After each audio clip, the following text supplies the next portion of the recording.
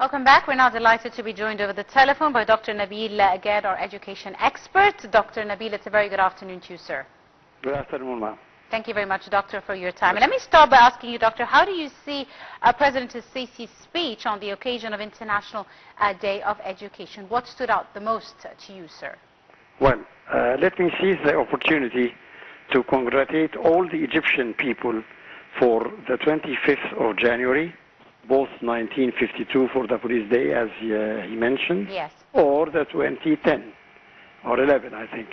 Yes. Anyway, Yes. I really admired what he mentioned, that we would never, ever forget our martyrs who gave up their lives and martyrized for us to live.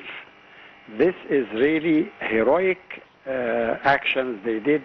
We will ever be having engraved in our memories. Absolutely, the ultimate sacrifice, yes. What he's having nowadays, that education is the basic of human rights, is actually a very right vision and the way to a very better future for our scholars and students in general. This is actually a sound educational policy, which is taken into consideration for a very positive and prioritizing the needs for the learners we have, either in the normal stages till the university stage, and even for the postgraduate studies. This actually should include, and I think we have such a trend, that there is a priority now for the AI education, the technical education, the experimental technical education. Yes. This is really a creative agenda for a far-sighted vision.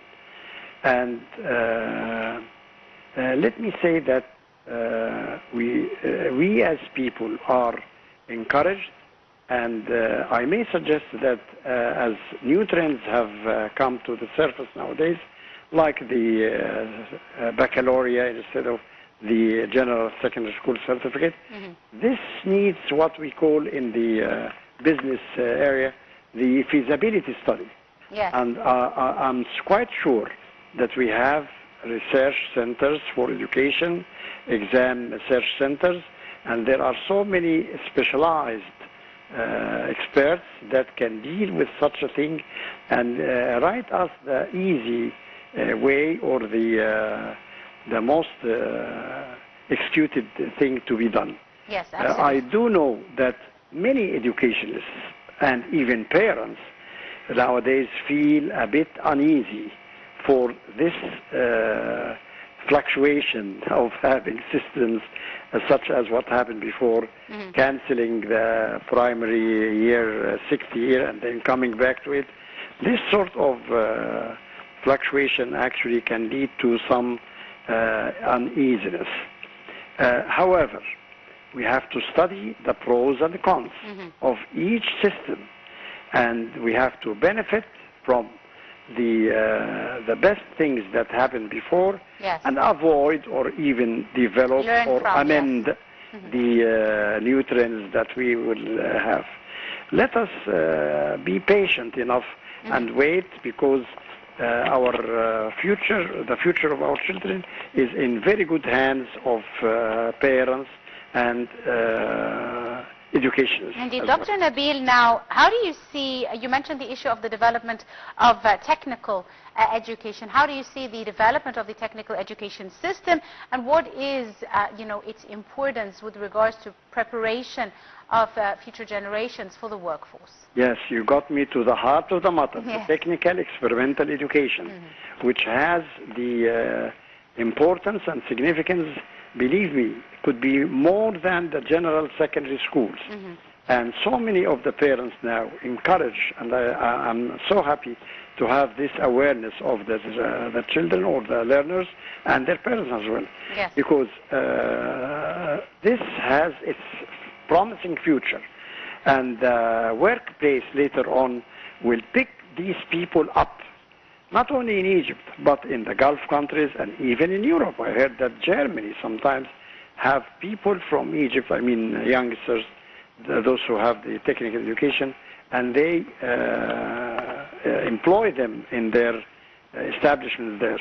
The thing is that we have to have a cooperation between different bodies and to work here as educationists as a team work. Let me add something maybe essential, and that's what we call the TOT, training of trainers. Yes. And unless we have well-experienced people having good practice, they would not transfer this experience to their learners. And we usually know the proverb saying, a loser cannot be a giver. So if the trainer is not a giver, the students or the learners would not get anything out of him or her. So let us have these suggestions, and the educational centers. I haven't heard about educational centers that are spreading so many nowadays for the technical education. So that's only for and some of them are so greedy. I really sometimes wonder, do these centers, education centers, pay taxes for the government? Parents, I'm afraid to say, having their pockets bleeding to raise up their children. Dr. Nabil, you mentioned another important issue in light of, the digital transformation. How does the educational system benefit from this transformation? What are some of the, the educational processes that are being developed as a result of technological development, in your opinion? Yes, this process is like a triangle. The one corner is, or one angle is the syllabi given. Number two, or the second angle, is the trainers or the teachers. The third one of the triangle is the learners themselves. They are the beneficiaries who can get what they have. I've heard recently that there are some scholarships given to the brilliant, excellent learners to go for maybe summer training. And it's not only, the scholarships are not only for the trainers, but for the students themselves. Yes. So that would help them and give them a very good push. Plus, I always do believe in this, the encouragement and the incentives, whether morale incentives or even financial incentives. That will really push them forward in a very good and fruitful way, and fruitful efforts we will gain. Indeed. Now, Dr. Nabil, we've seen as well some development in the university system in Egypt. We're now seeing several types of universities. What is the difference between these types, and how does the diversity of university types enrich, the education process in Egypt? Yes, what enriches us in the university programs, we know that we have the Supreme Council for University Studies, and we have some scholars coming from abroad.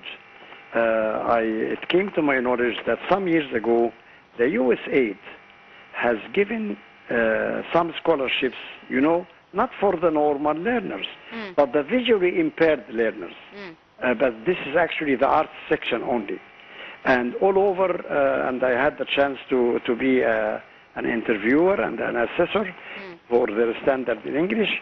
And the scholarship for each candidate, out of 14,000 visually impaired students in Egypt, 300 of whom were interviewed and having written exam called standardized English placement test, and they got 30 or 40 of them, 10 scholarships for the AUC, 10 for Badr University, 10 scholarships for Galala University, and for the Naval Academy in Alex, I think.